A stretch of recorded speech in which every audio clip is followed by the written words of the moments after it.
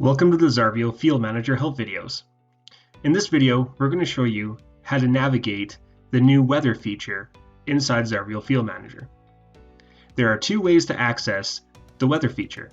First, at the very top, in the top bar, you'll see the icon that says weather. Or, under your status bar, you can go in and select the field that you wish to look at the weather for.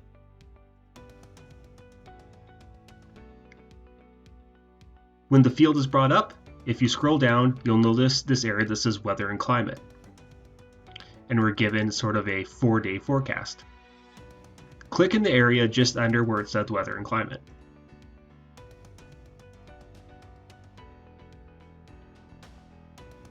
We now have full access to all the weather information for this field. At the very top, we have our radar. This live radar will show if any rain or precipitation is coming within your area.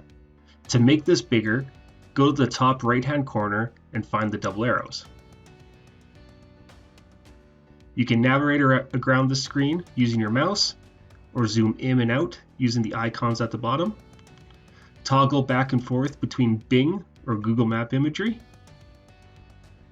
And when precipitation is coming in, use the information button to get a full breakdown of what the different color schemes mean.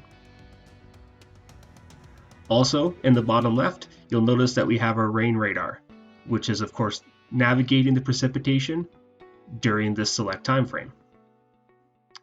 To go back to the original size, click the arrows again in the top right. We now go into the rest of our field weather information.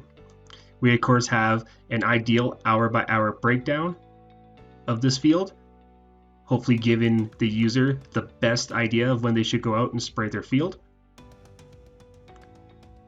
You can also navigate the hours throughout the day.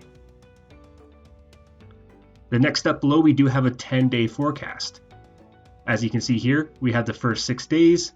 We can then navigate to show the remaining 4.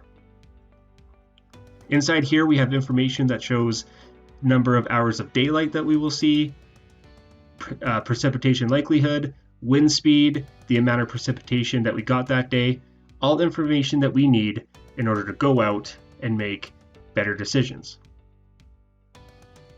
As well, we can go back and actually look at the air temperature and precipitation for these fields.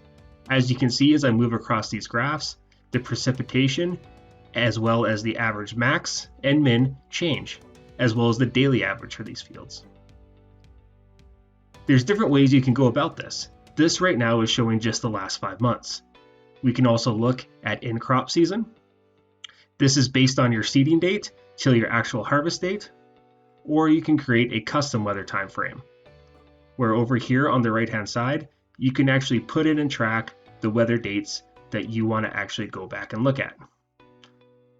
You can go back up to 1 full calendar year.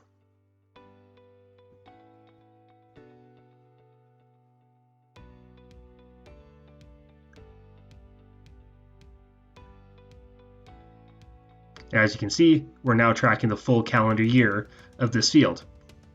You'll notice here too how this black bar says 10 years of climatology.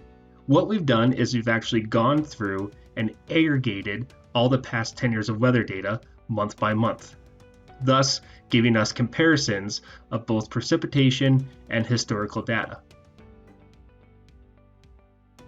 All these tools combined will allow you to make better and more informed decisions for your field.